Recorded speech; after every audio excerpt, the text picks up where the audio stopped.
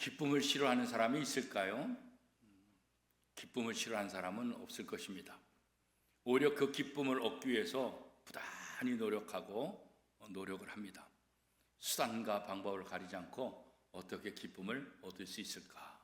내가 복수해서라도, 악을 행해서라도, 거짓을 행해서라도 내가 기쁨을 얻을 수 있다고 한다면, 그래서 그 기쁨을 얻고자 또 악한 일도 마다하지 않는 그런 사람들도 종종 있습니다.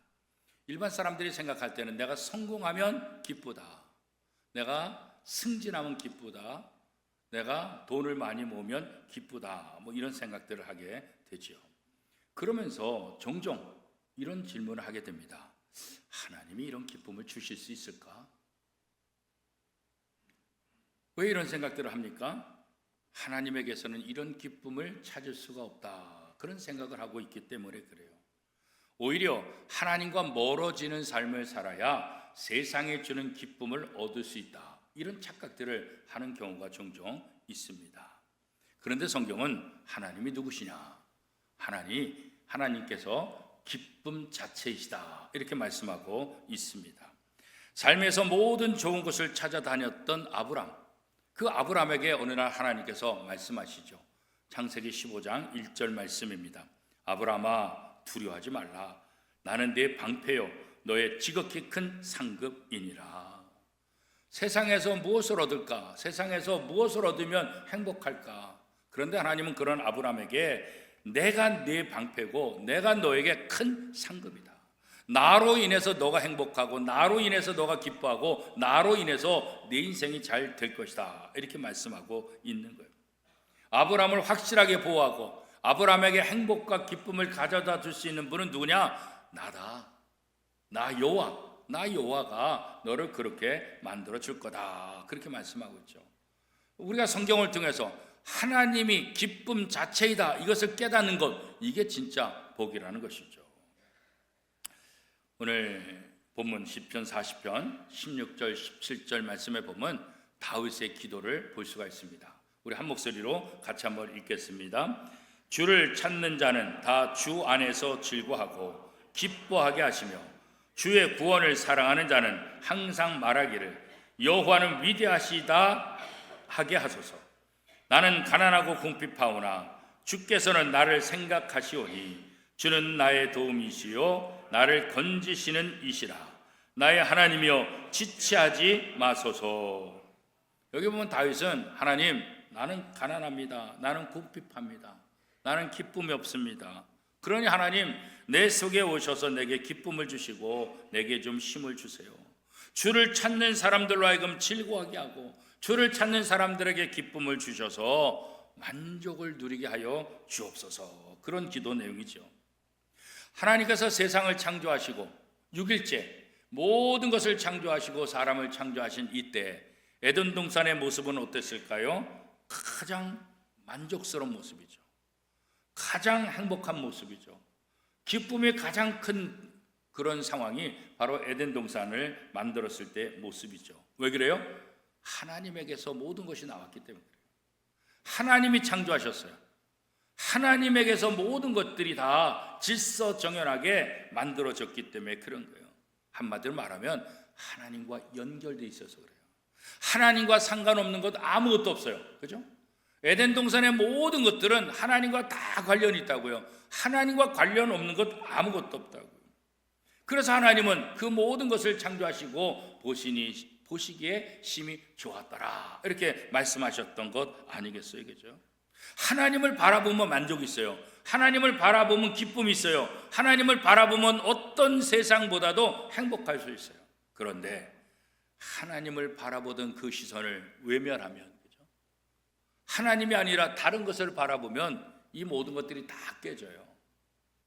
우리는 아담을 통해서 알게 됐잖아요. 그죠? 하나님만 바라봤던 아담, 그런데 어느 날 뱀이 유혹하고 동산 중앙에 있는 선악을 알게 하는 나무 열매에 거기에 관심을 갖게 되고, 이거 먹으면 네가 하나님과 똑같아진다, 이거 먹으면 네가 원하는 거 다 이룰 수 있다. 그때부터 하나님을 만나고 하나님을 의지하지 않고 그것을 바라봤잖아요. 하나님을 바라보던 시선이 다른 것을 바라볼 때 결국 우리의 기쁨도 우리의 행복도 우리의 모든 것들도 다 깨어진다는 것을 아담과 하와 모습을 통해서 우리가 분명히 알 수가 있습니다. 결국 아담은 모든 것을 다 잃었잖아요. 그죠? 에덴 동산에서 쫓겨났잖아요. 그죠?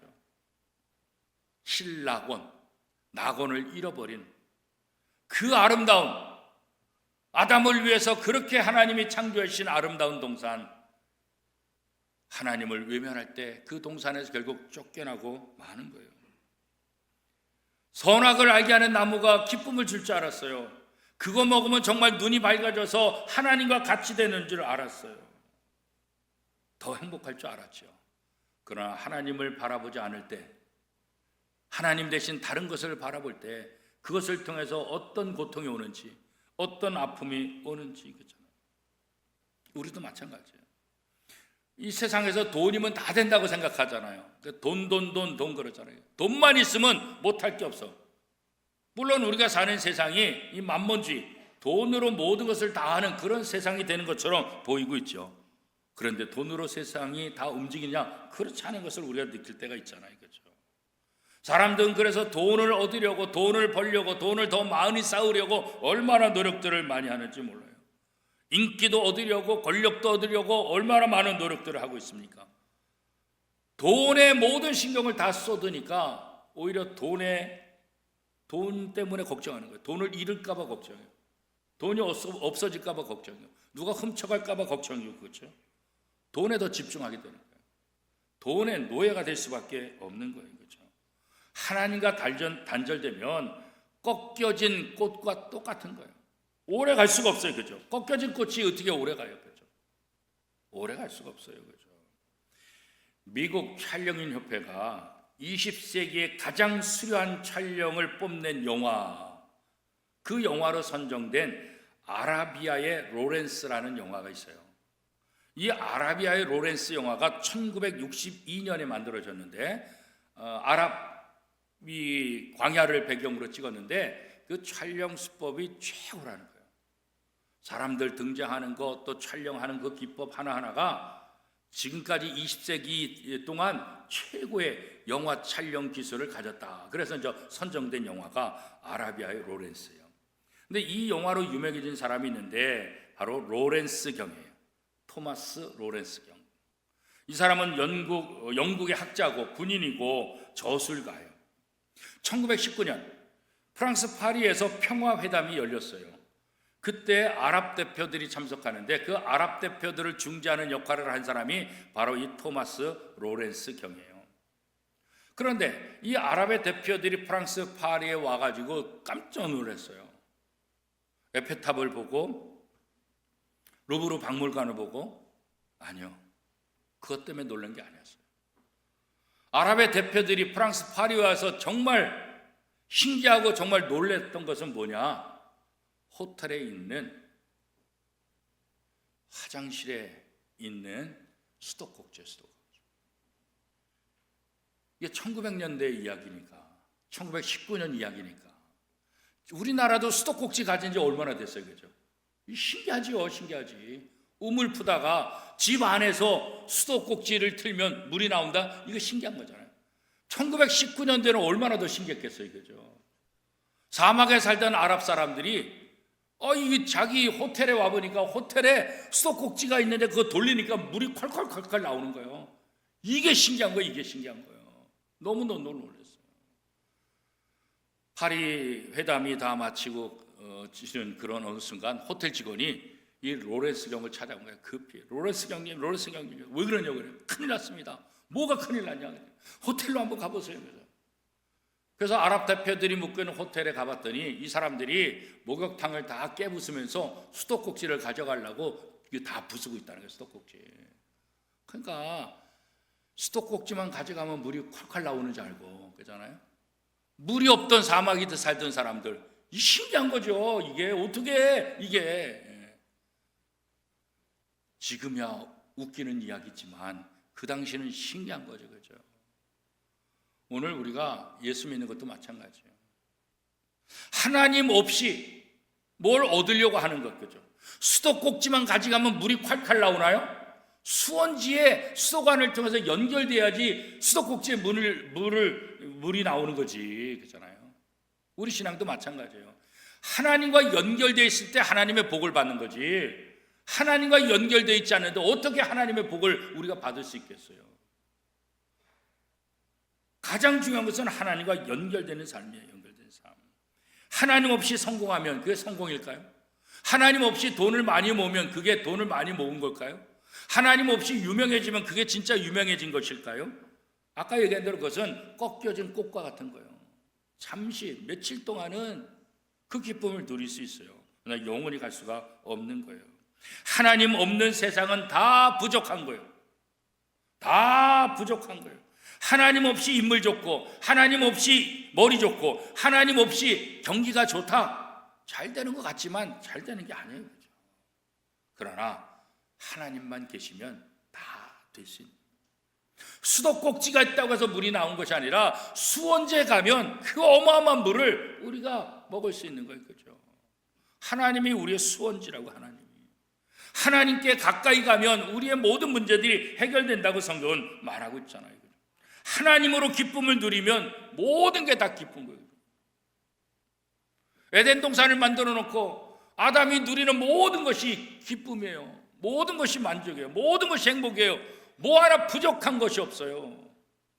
그런데 죄가 들어가니까 불평이 생기는 거예요. 불만이 생기는 거예요. 부족한 것들이 보이는 거예요. 불안한 거예요. 그렇죠? 하나님 없이 돈을 많이 모으면 스트레스만 쌓인다. 그죠? 아름다운 세상, 아름다운 가족, 친구 다 잃어버려요. 돈에 집중하니까. 돈에 집중. 돈만 보이는 거예요. 가족도 안 보이고 친구도 안 보이고 모든 거 다 안 보여요. 하나님을 모시고 하나님이 주시는 복으로 돈을 보면 이 돈을 통해서 우리가 유익한 삶을 살 수 있다고. 그러니까 하나님 없는 돈만 있으면 이건 더 불행해지는 거예요. 행복할 수가 없어요.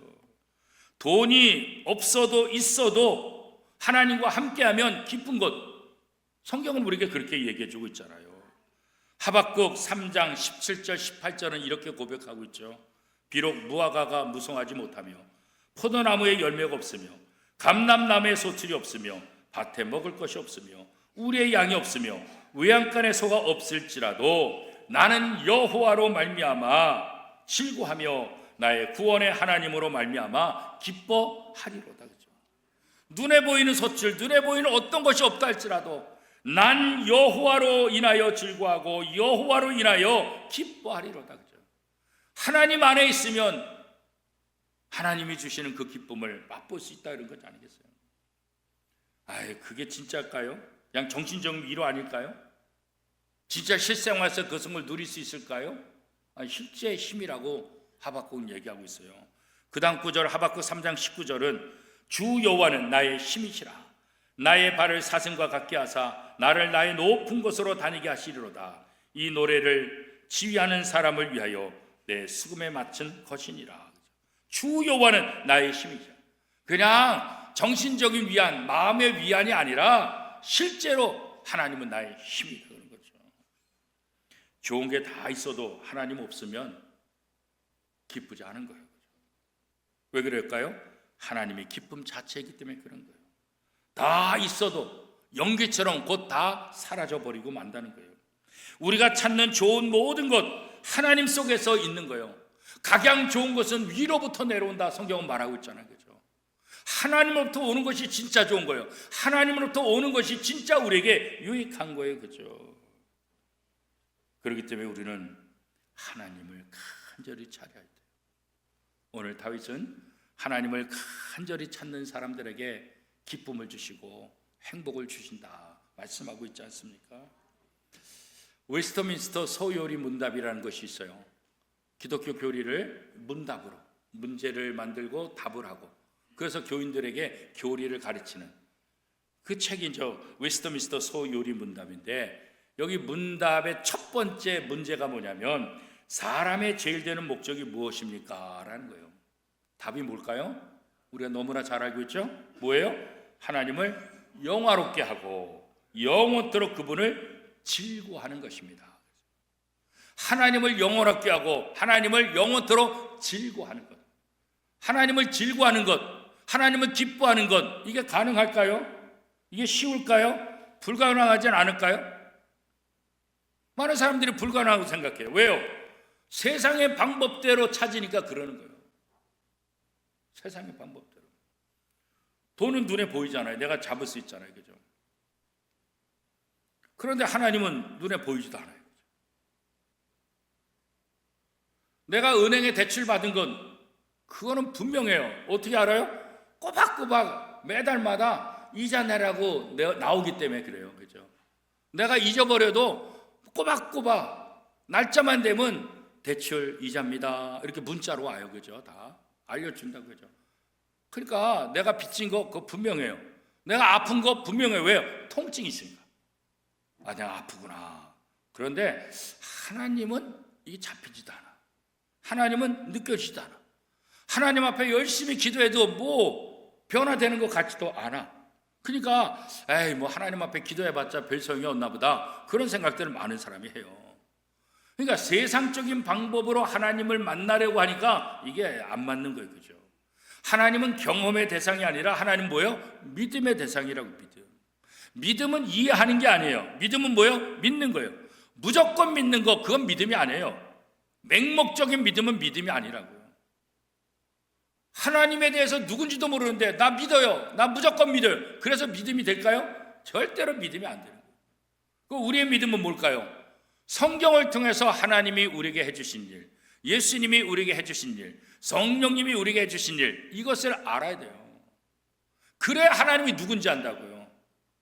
하나님이 예수님이 이 땅에 보내주시고 그 예수님이 십자가에 못 박혀서 우리의 모든 죄를 다 용서해 주셨다. 그래서 내가 의인이 되고 내가 죄로부터 자유케 되고 그래서 내가 하나님의 자녀가 되었다. 이 성경의 말씀을 우리가 알 때 그때 비로소 믿음이 생기는 거예요. 믿음은 들음에서 난다고요. 무엇을 들음으로? 하나님의 말씀을 들음으로 나는 거지, 기도한다고 믿음이 생기는 게 아니에요. 그냥 믿습니다 그런다고 해서 믿음이 생기는 게 절대로 아니라고요. 그렇죠? 성경을 그래서 우리가 공부해야 되는 거예요.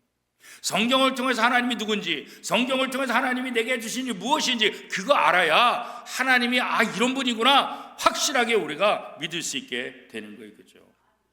성경 전체는 예수님이 누군지에 대해서 우리에게 알려주고 있잖아요. 그렇죠? 예수님이 누구냐? 하나님이셨는데 인간의 몸을 입고 이 땅에 오셨다. 그럼 왜 인간의 몸을 입고 이 땅에 오셨느냐? 우리 죄인들을 위해서. 우리 죄인들을 위해서 왜 오셨냐? 죄인들은 자기의 죄 문제를 해결할 수 없으니까 예수님께서 십자가에 못 박힘으로 우리의 모든 죄를 다 해결해 주셨다. 그런 거죠. 그죠? 한마디로 말하면 예수님이 이 땅에 오신 목적은 뭐예요? 죄인인 우리와 하나님과 연결된 것, 이거 죄론에서 끊어졌는데 이것을 연결시켜 주는 거예요. 성경 그래서 예수님께서 십자가에 못 박힐 때 죄인인 우리와 하나님 사이에 막힌 담이 허물어졌다 이렇게 말하고 있잖아요. 쉽게 얘기하면 수원지인 하나님과 수도꼭지인 우리, 이것을 연결해주는 뭐예요? 수도관이 연결됐다는, 이 역할을 누가 한 거예요? 예수님이 하신 거예요. 예수님이.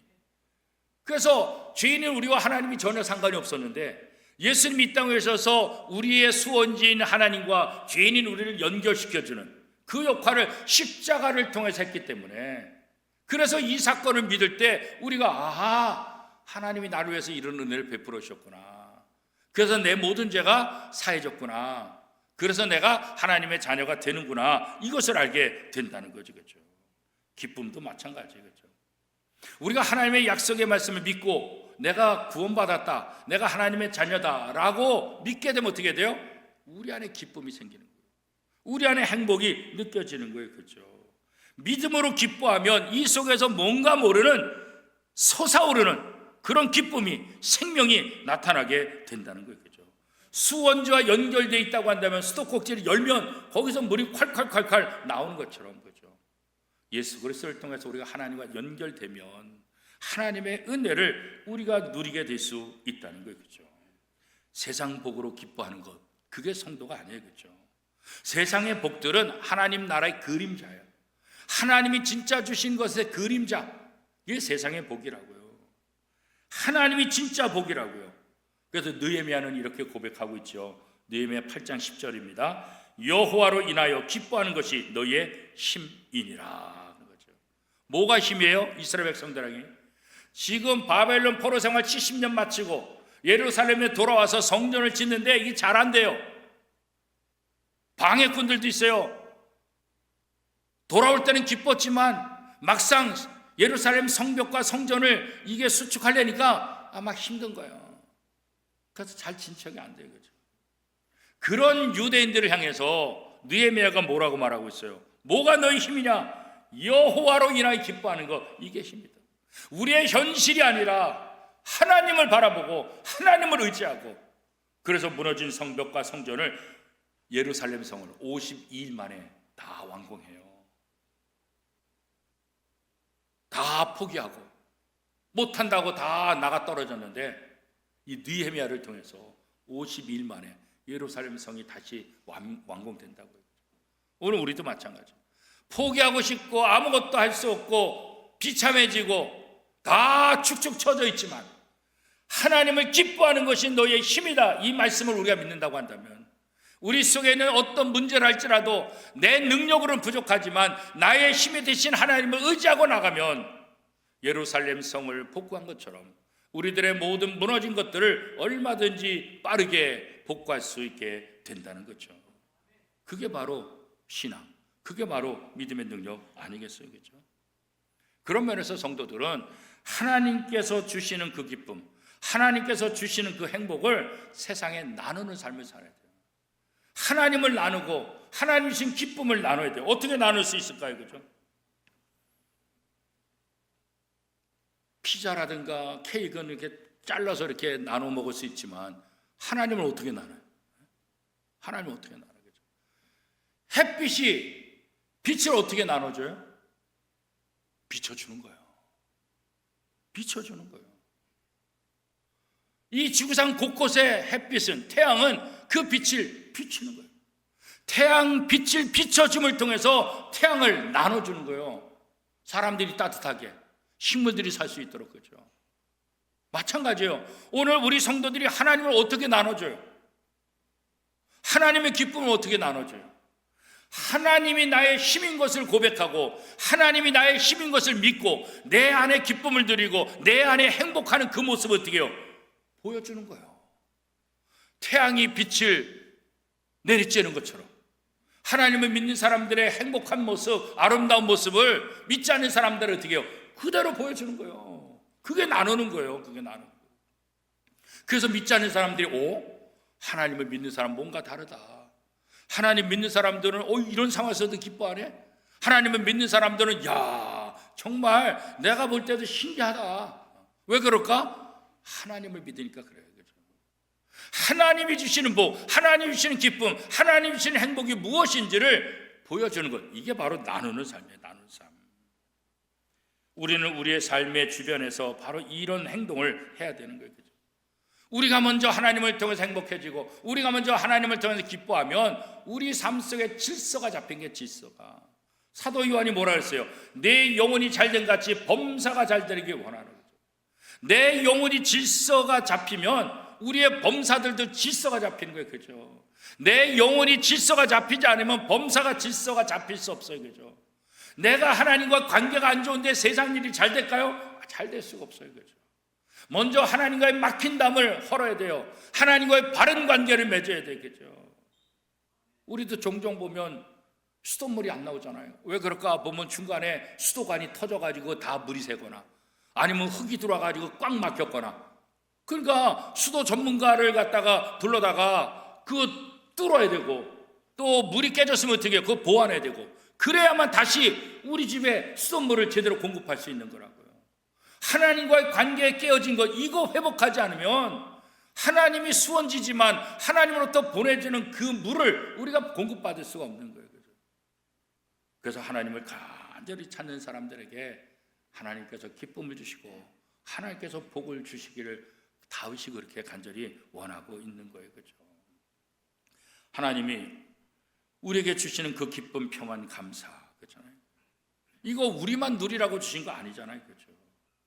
태양이 빛을 비추는 것처럼 우리도 우리의 삶 속에서 우리의 이웃들에게 그것을 자연스럽게 비춰주는 거예요. 그죠? 조지 비벌리 쉐아라는 사람이 있어요.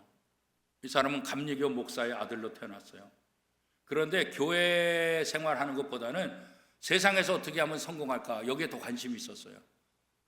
근데 경제적으로 어려워지면서 다니던 대학을 중퇴하고 보험회사에 들어갔어요. 보험회사 들어가서 열심히 생활하고 돈을 열심히 버는데 관심을 다 쏟았죠. 그러던 어느 날 MBC 미국 방송국에 나가서 노래할 수 있는 기회가 있었어요. 우리나라로 말하면 전국 노래자랑 뭐 이런 거죠. 그래서 방송국에 가보니까 방청객이 1,500명, 그리고 실시간으로 방송이 되는 거예요.